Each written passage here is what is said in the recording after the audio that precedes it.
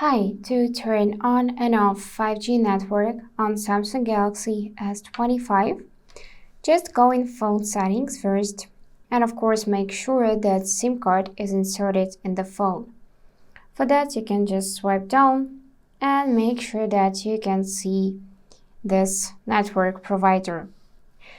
Now you need to go in connections. Here, choose mobile networks and find network mode. So if you would like to enable 5G, then tap this first option, 5G preferred.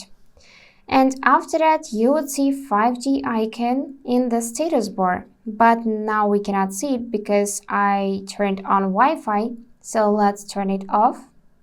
Wait a few seconds, go in data usage and enable mobile data by tapping on the switcher.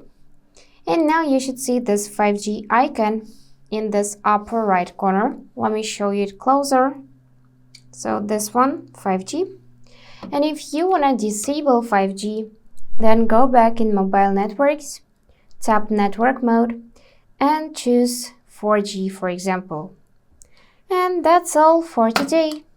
If this video was helpful, please subscribe, like, and comment. And I wish you all the best. Bye bye.